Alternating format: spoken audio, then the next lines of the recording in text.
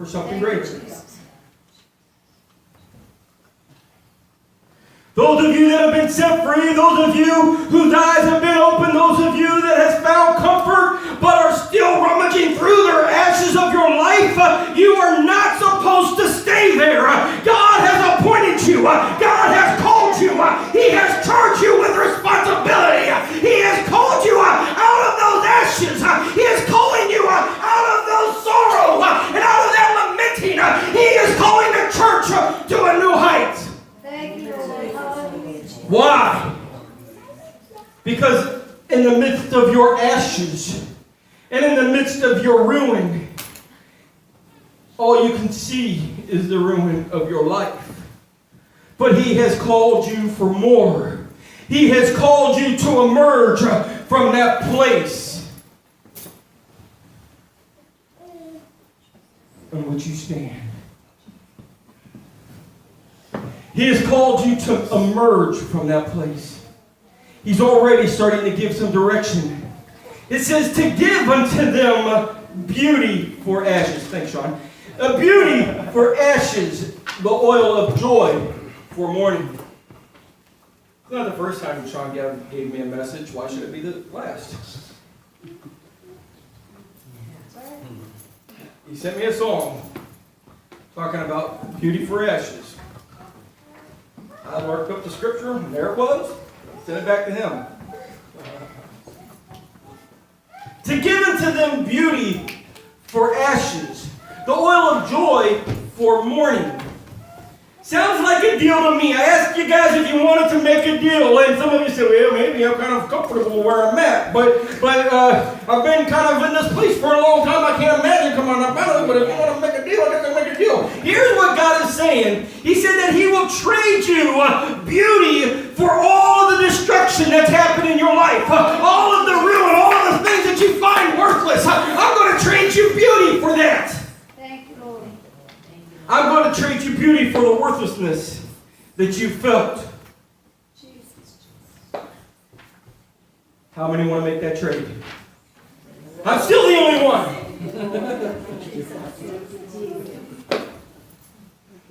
It sounds like he's getting the bad end of the stick. I'll take the beauty, he can have the worthlessness.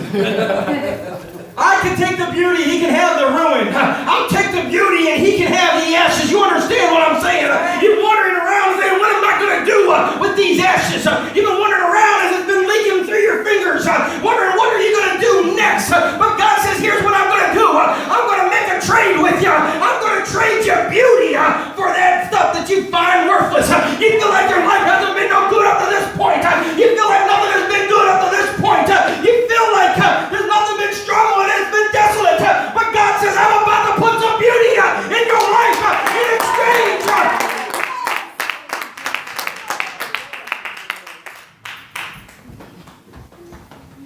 He wants to take the relationships that were destroyed, all the houses that were repossessed, the cars that have been taken away. He wants to take the life that has been destroyed, that isn't worth much, and trade it for some beauty. He wants to give you that abundant life. You understand what I'm saying to you, church? The word beauty in the Hebrew forms means embellishment. It's a headdress. It's something that is placed upon you to identify an accomplishment or greatness in your life. And he's sitting here saying, what I'm going to do is I'm going to change your identity. You can take those old garments off. You can take those old ancestors off. I'm going to replace them with beauty. I'm going to identify you in a new way. You're going to have a brand new hat. I'm going to place it upon your head. You understand me? You're going to know when you see her that God is upon her life because I place beauty upon it. You're not going to see the destruction. You're not going to see the sorrow. You're not going to see the pain. You're going to see God's hand upon her life. Something to identify her position, her place in life. Thank you, Lord.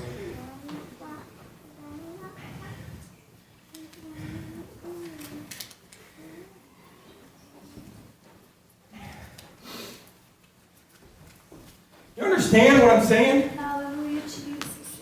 Do you understand what I'm saying?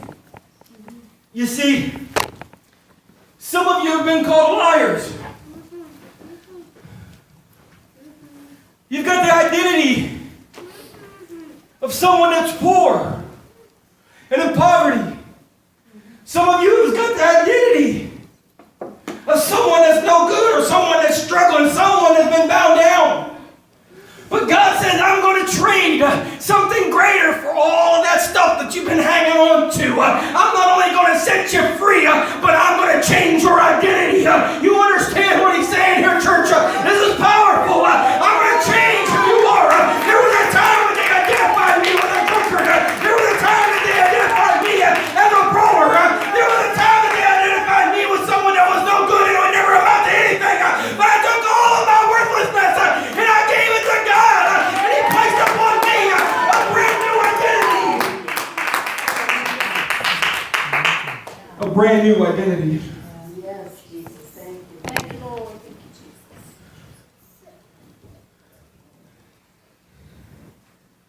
God is saying your loss doesn't define you. You understand me? Your loss does not define who you are. Your mistakes do not define who you are. Your hurt or your pain does not define who you are. But I'm about to place something on your head that will define you.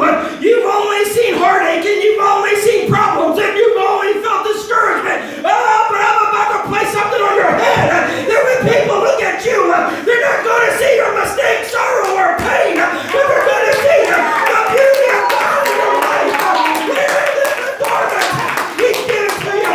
Place it upon your head. You've been wearing sorrow for way too long. His depression, that evil spirit that was running around, has had his grip for way too long. Long enough. Now it's time to have an aroma of joy. Thank you, Lord. Amen. Thank you, Jesus. God's anointing is upon you. Wear that headdress proudly. Under that stand that God is changing your identity. He's changing who you are. Thank you, Lord. You see, because the scripture goes on. I'm still in verse 3. I'm just chopping it up a little bit. The garment of praise for the spirit of heaviness. There's times that this service has been heavy. There's time even to this service today. It's been heavy. It's because you've been carrying around a spirit of heaviness on you. You've walked through those doors with the spirit of heaviness. Last week wasn't any different. There were different people here, but the spirit of heaviness came with some of you. The week before that, the spirit of heaviness came with you. So why is it that I'm preaching today?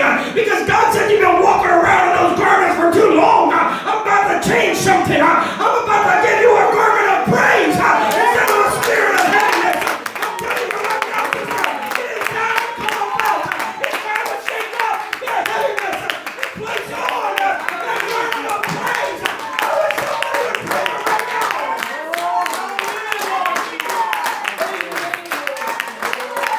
It's amazing. It's amazing. If you'll do it, the heaviness will leave. If you'll do it, the heaviness will rest. If you'll do it, you can get a garment of praise. You want to let go. Go ahead, Austin. I know you don't feel like it, but stand up. Give us some praise. You want to let go. Stand up. Give us some praise. You're going to watch healing take place. You're going to watch your life be transformed. You're going to watch it get turned around. You understand what that preacher said? It's time that somebody praise us.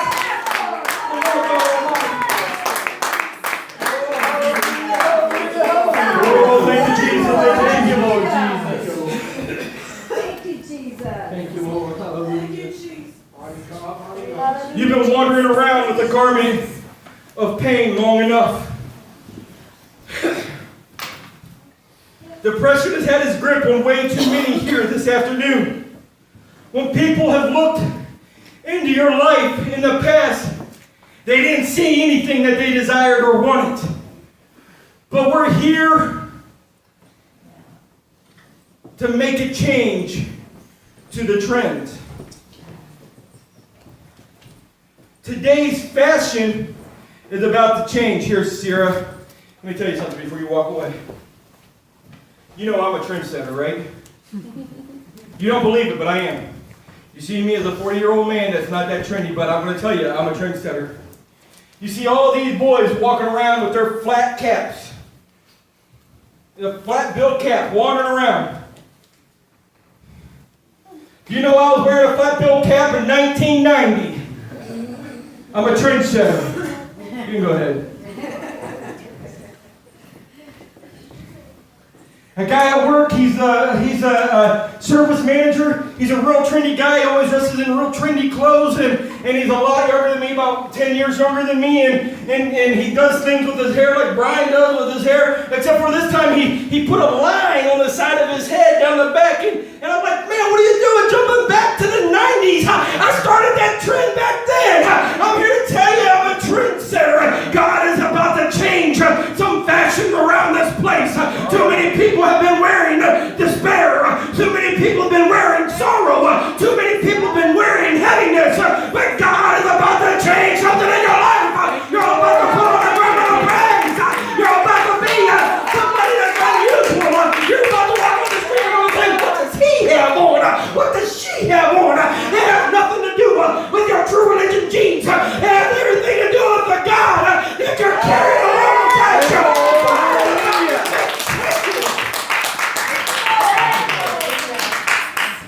In this city.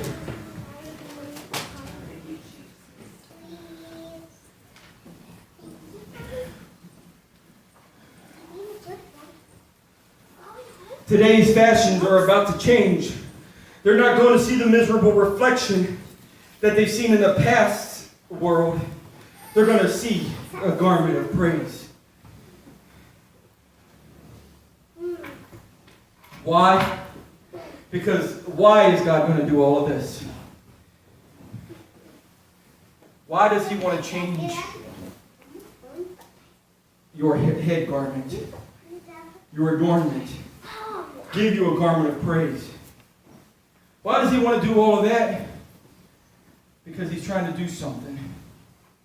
Because up to this point in your life, it has been everything but stable to this point. Your life has been everything. I'm not talking to people. I'm talking to church folk. Don't dish it over your shoulder. Sean knows he needs this message, but it's not just for him, Sean. I'm telling you right now, it's for Craig. Amen. I'm telling you, it's not just for, guess what? It's also for Sierra. And guess what? It's also for Brian, Nicole, Craig, or Dad and Mom, and April's good. But Sister Lois and your life has been everything but stable. Me too, Pastor. And Brother Miller needs it too. He needs some stability in his life as well. Yeah, I need it. He has made the call. He's trading you beauty for ashes. And He's going to give you a new garment. So why? So that you might be called trees of righteousness. Thank you, Lord. Oh,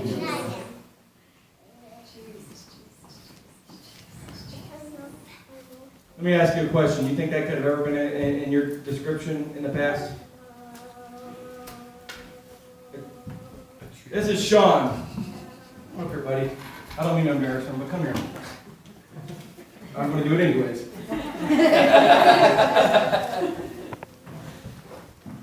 Amen. This is payback for those 2 in the morning phone calls. Okay, so this is my friend. I used to describe him as, my old Sunday school student. Somebody that I go to church with. But this is my friend. That's right. And I've got a love for Sean. A deep love for him. But let me ask you a question. When people describe Sean, have they said, well, this is the tree of righteousness? Never heard that until today. Because God's going to change something in your life. You understand what I'm saying? The old ways are gone. The old you is gone. God has taken off all those things. You've walked out of that place. Prison doors has opened up. You've walked out. And now God is saying, upon his head, am I going to place beauty? Upon his shoulders, I'm going to place the garment of praise. And I'm going to put stable into the earth. I'm going to root and plant him as a tree of righteousness. You understand what I'm saying? God is about to make some changes in your life. God is about to put some stability in your life.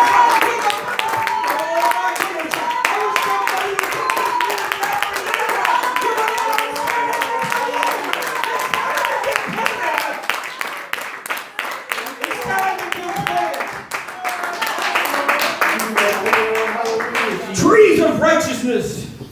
He's bringing stability to your life. Some of you have been wondering what's been taking place for the last week or two. Some of you have been wondering what's been going on in the last year or two. God is trying to raise you up from the abyss. He is trying to raise you up from the ashes. What you've been experiencing the last little while is God planting you in a new life. Or let's just say transplanting you and putting you in a new life. He's been trying to bring some stability to your life. If you're not stable in this world, you will fall down. You understand what I'm saying? So he has placed you here to introduce your life to stability. Thank you, Lord. Well, that doesn't give you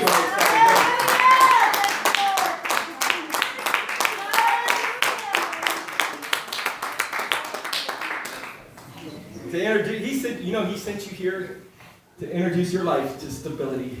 Thank you, Lord. You're going to go home and say, woo! God made my life stable.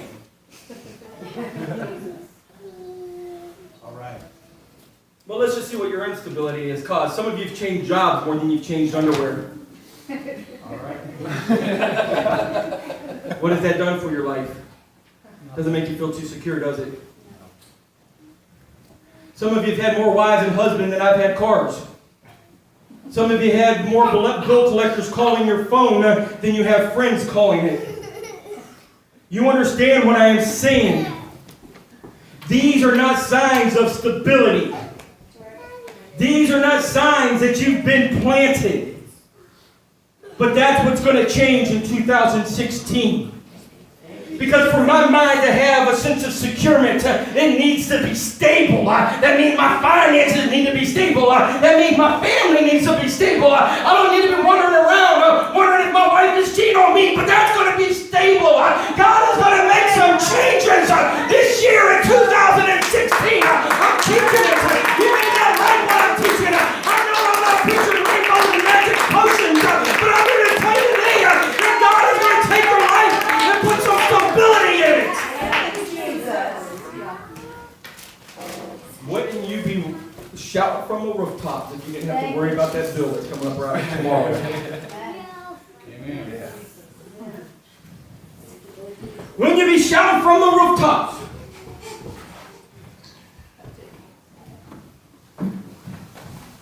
If you don't have to worry about that spouse. You understand what I'm saying? These things that I've talked about, the bill collectors, the jobs, and the infidelity, and these are not things that define stability. But that's what's happening in 2016.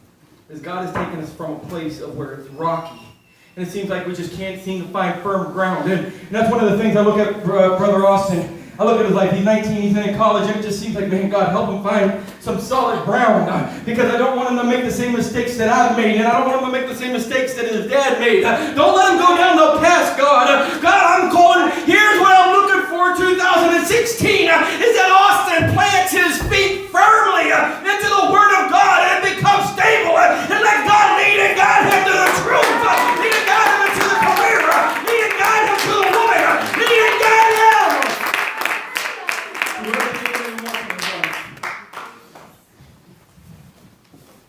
And then he won't know the struggle or the pain that some of us have known because he's planted firmly.